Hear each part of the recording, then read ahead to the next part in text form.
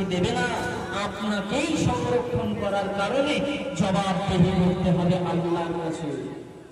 এই মাল, ধন সম্পদ, এই যে ধন ভান্ডার, রত্ন ভান্ডার আপনি নিয়ে দুনিয়ার বুকে বসবাস করছেন, এই সম্পদ, এই ধন ভান্ডারের দায়িত্ব কিন্তু আপনার, আর আপনাকেই জবাব দিতে হবে।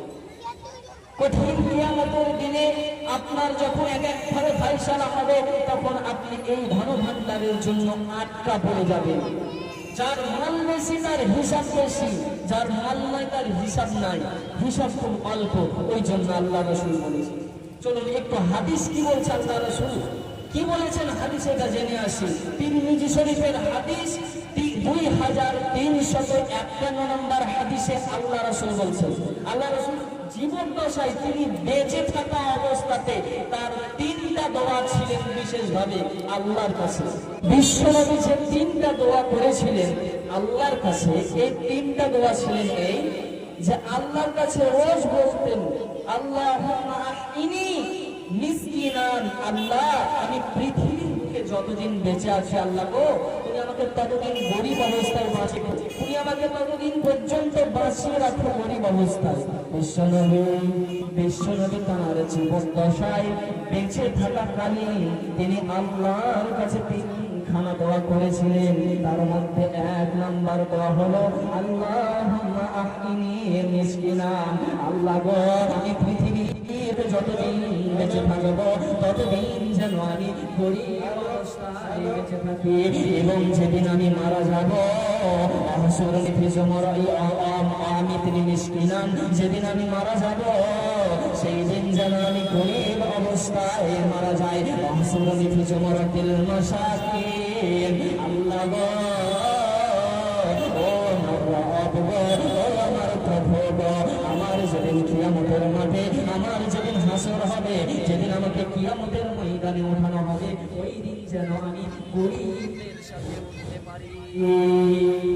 কিয়ামতের ময়দানে যেন আমি গরিবদের সাথে হাসরের ময়দানে থাকতে পারি, তুমি তার ব্যবস্থা করে দিও। ফাকালাত আয়েশা লিমা ইয়া রাসূলুল্লাহ, আম্মা জান আয়েশা এই প্রশ্নে আয়েশা আল্লাহর রাসূল বলছে, রাসূলুল্লাহ ইয়া হাবিবাল্লাহ, বিশ্বনবী গো আপনি কেন আল্লাহর কাছে বারবার এইরকম দোয়া করছেন, আপনি একটু বলুন।